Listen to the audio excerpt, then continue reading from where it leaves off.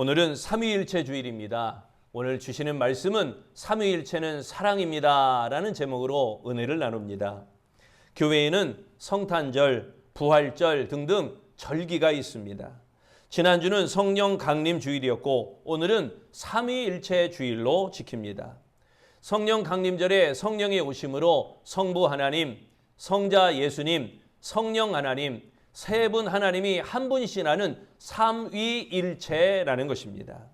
그것은 차차 말씀드리기로 하고 절기, 이 절기는 신앙생활에 큰 의미를 갖기에 저희는 절기를 가능한 한 지키려고 합니다.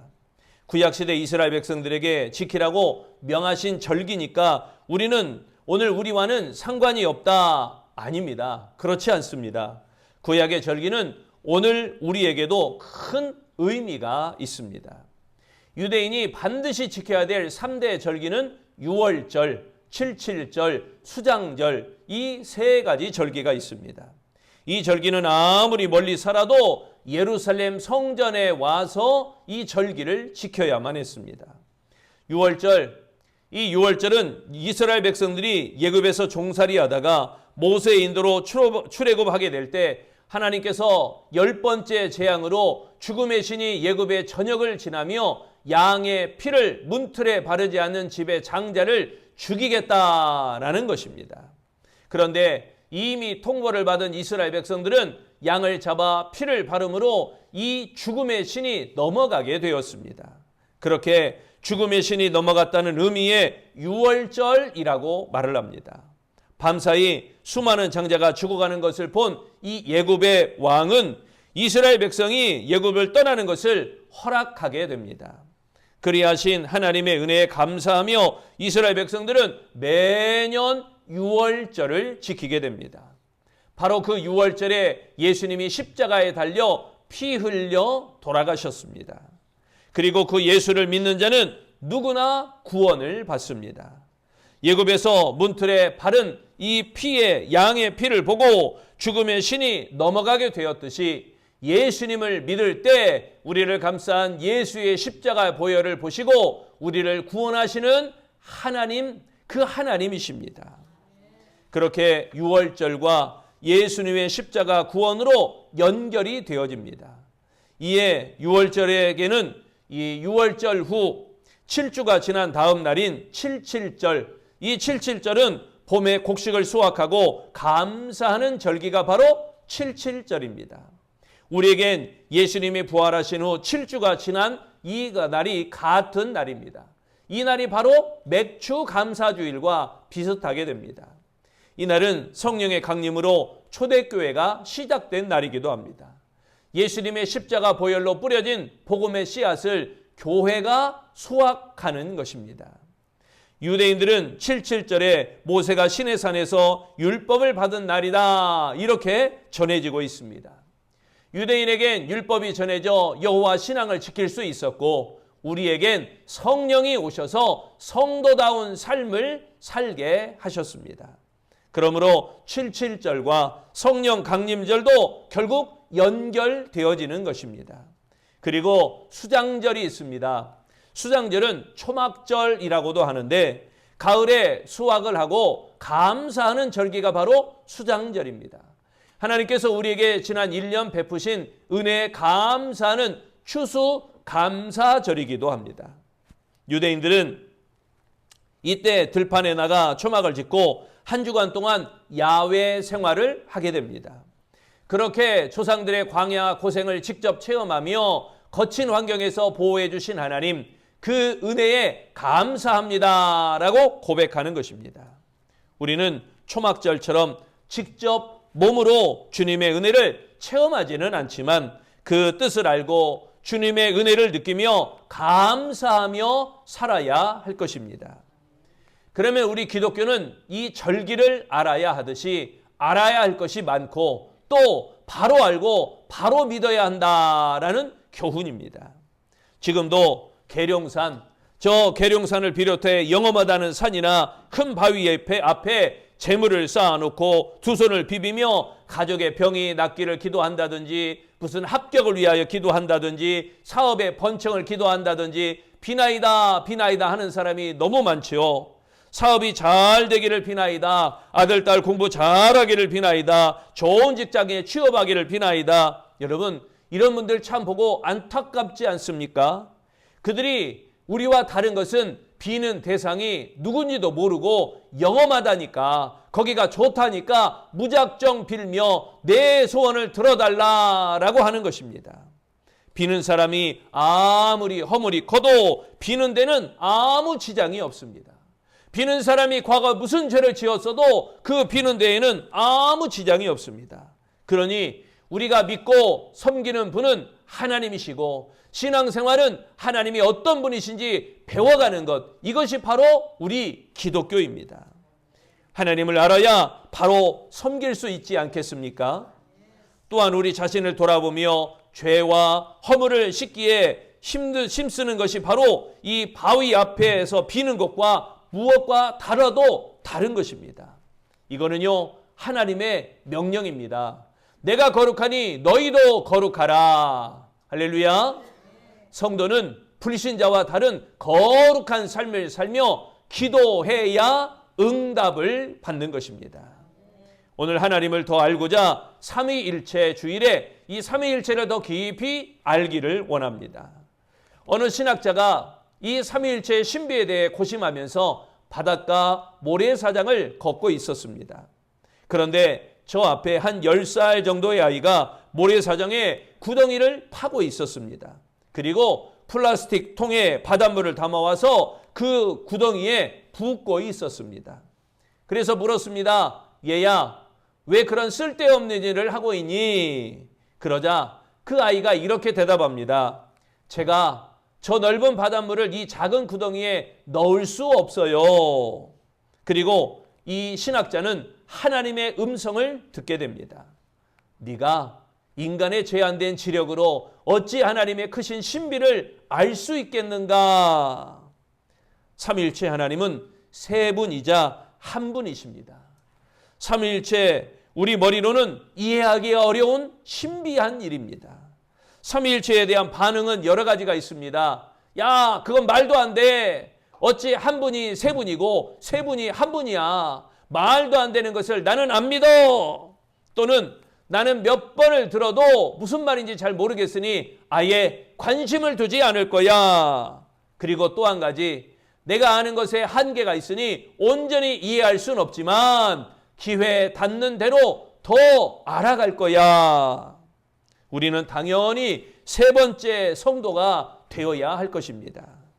아니야, 이것과 잘 모르겠다, 그리고 더 알아갈 거야, 불교는 분명 더 큰 차이가 있지 않겠습니까? 여러분, 신앙은 유한한 인간이 절대 무한하신 하나님을 믿고 의지하는 것, 이것이 바로 신앙입니다. 하나님은 절대 무한하십니다. 우리 인간은 시간으로, 공간으로, 능력으로 매우 제한적인 자들이 바로 인간입니다. 그러나 이해되지 않는 하나님을 알아가는 것, 이것이 바로 믿음 아니겠습니까?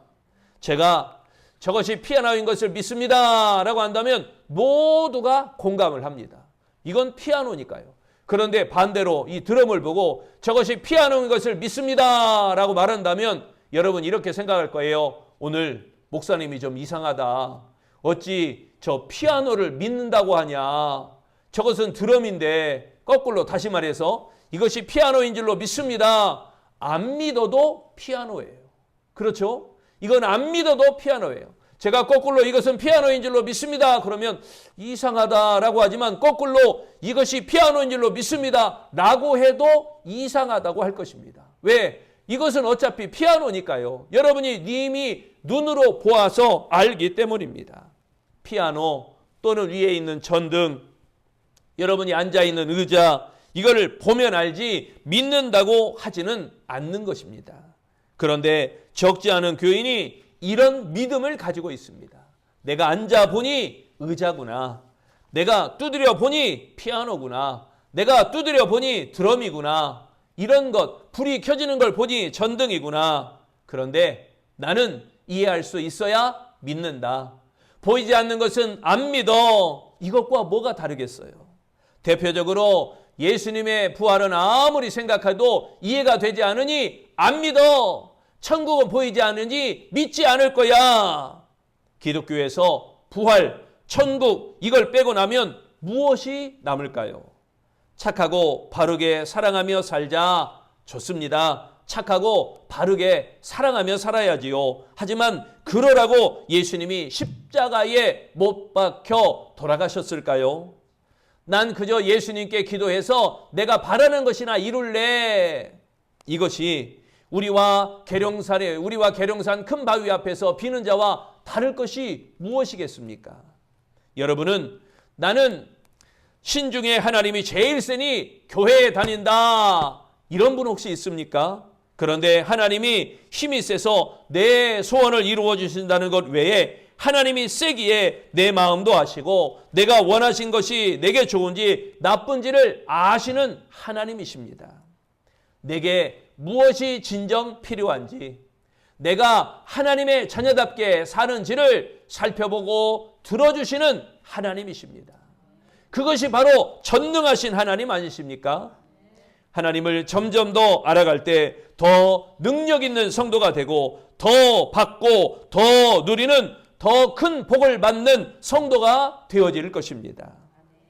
신약성경 앞부분에 마태복음, 마가복음, 누가복음 이 세 가지 복음을 공관복음이다라고 이야기합니다. 예수님의 가르침과 행하신 일들을 적었기에 같은 것을 본다고 공관복음. 그러니까 마태복음, 마가복음, 누가복음에는 내용들이 대부분 비슷비슷합니다. 거의 같은 내용들이 많이 있어요. 그래서 공관복음이라고 합니다. 그러니 마태, 마가, 누가복음이 비슷한 말씀이 많을 수밖에 없죠. 그런데 그렇게 비슷하고 중복되는 내용을 왜 그냥 두었을까요? 그 중에 잘된 놈 하나만 딱 골라서 이거 하나만 쓰면 되지 왜 세 가지 복음서를 비슷비슷한 내용인데 왜 그대로 성경에 두었을까요? 하나님을 한 각도로만 알 수 없기에 여러 면에서 비추며 이해를 도우려는 것입니다. 마치 앞을 못 보는 시각장애인이 코끼리를 평가하는 것과 같은 것입니다. 코끼리 다리를 만진 이는 코끼리는 굵은 기둥이야 이렇게 이야기합니다. 코끼리 귀를 만지는 이는 코끼리는 커다란 부채이군 이렇게 이야기합니다. 코끼리의 배를 만진 이는 무슨 소리야? 코끼리는 넓은 벽인데 틀린 사람은 하나도 없습니다. 코끼리는요 굵은 기둥과 같습니다. 코끼리는요 커다란 부채와도 같습니다. 코끼리는요 넓은 벽과도 같습니다. 그러나 이게 바로 시각장애인의 한계입니다. 합하면 코끼리의 모습이 얼추 맞아갑니다.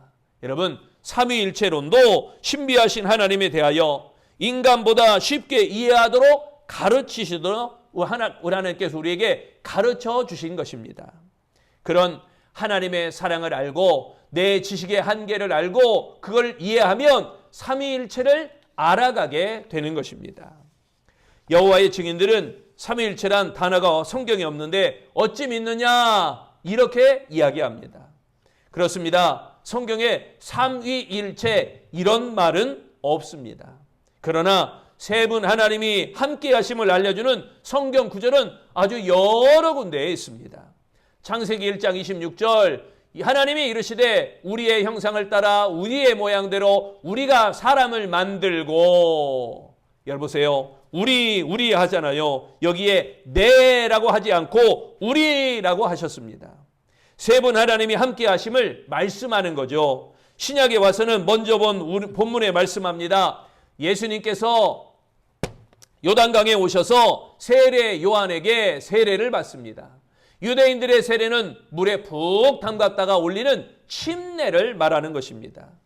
요즘 성결 교단은 편의상 머리 위에 물을 찍어 바릅니다. 그래서 성부, 성자, 성령 해가지고 목사가 물을 머리에 찍어 바르는 형식을 하죠. 하지만 원래 세례의 의미를 우리가 잘 알아야 됩니다. 세례의 원래는 물에 잠그면서 너의 옛사람은 죽었고 물에서 올림으로 새 사람으로 거듭났다. 이것이 세례의 의미입니다. 그래서 침례교는 강단 뒤에다가 또는 강단 밑에다가 큰 욕조를 두고 세례를 베풀 때 물에 푹 담갔다가 꺼내는 일으키게 되는 것을 하게 됩니다. 예수님이 물에서 올라오실 때 하늘에서 성령이 비둘기같이 내리고 하늘에서 음성이 들립니다. 이는 내 사랑하는 이요 내 기뻐하는 자라. 물에는 예수님, 내려오는 성령님, 하늘의 하나님 세 분이 한 곳에 계신 그러한 장면이 바로 신약 오늘 우리의 봉독한 본문의 말씀입니다. 마태복음 28장 19절, 이 마태복음 마지막 부분에도 이 성부, 성자, 성령이 나오기를 그러므로 너희는 가서 모든 민족을 제자로 삼아 아버지와 아들과 성령의 이름으로 세례를 베풀고, 예수님이 지상에 계실 때 마지막 대명령이지요. 아버지와 아들과 성령의 이름으로 세례를 베풀고 세 분이 함께 나오지요. 이에 따라 세례를 베풀 때 성부 하나님, 성자 예수님, 성령 하나님의 이름으로 세례를 베풀게 됩니다. 예배를 마칠 때 축도하면서도 이렇게 하지요. 고린도후서 13장 13절, 주 예수 그리스도의 은혜와 하나님의 사랑과 성령의 교통하심이 너희 무리와 함께 있을지어다. 이렇게 성경은 이야기합니다. 예수님의 은혜, 하나님의 사랑, 성령의 교통하심이 함께함을 선포하고 있는 것입니다. 베드로전서 1장 2절에도 말씀하셔요. 곧 하나님 아버지의 미리 하심을 따라 성령이 거룩하게 하심으로 순종함과 예수 그리스도의 핏부림을 얻기 위하여 택하심을 받은 자들에게 편지하노니 은혜와 평강이 너희에게 많을지어다. 베드로도 역시 하나님 아버지 성부 그리고 거룩하신 성령 또한 예수 그리스도의 성자가 함께 역사하심을 알려주고 있습니다. 예배소서 4장 4절에서 5절도 마찬가지예요. 주도 한 분이요 믿음도 하나요 세례도 하나요 하나님도 한 분이시니. 하나님은 분명 한 분이십니다. 한 분이 하신 일을 우리가 이해하기 쉽도록 셋으로 설명하신 것입니다. 하나님의 일을 셋으로 나누니 여러분 이해가 쉽지 않을까요? 하나님은 우리를 사랑하셔서 온 우주를 창조하시고 우리가 모두 누리게 하셨습니다. 예수님의 사랑은 죄를 쫓아 멸망길을 가는 인간을 구하시려고 자신의 몸을 십자가에 내어주셨습니다. 성령님의 사랑은 부족한 우리를 깨닫게 하고 주의 길을 바로 가도록 인도하십니다. 요한일서 4장 11절 말씀, 사랑하는 자들아 하나님 이같이 우리를 사랑하셨은즉 우리도 서로 사랑하는 것이 마땅하도다. 하나님을 본 사람이 없으되 우리가 서로 사랑하면 하나님이 우리 안에 거하시고 그의 사랑을 우리 안에 온전히 이루어지느니라. 세 분이 함께 하신 모든 것이 사랑입니다. 삼위일체는 잊어버려도 좋습니다. 그러나 하나님은 사랑이시다. 이것은 꼭 기억하시고 세상에서 이 사랑을 실천하시기 바랍니다. 예수 믿는 성도로 가장 힘쓸 것이 바로 사랑입니다. 남아프리카 공화국 넬슨 만델라 대통령이 별세하게 되자 전 세계 거의 모든 지도자가 이 장례식장에 모였습니다. 남아프리카 공화국은 10%도 안 되는 백인들이 90% 이상의 흑인 원주민들을 노예처럼 부렸습니다.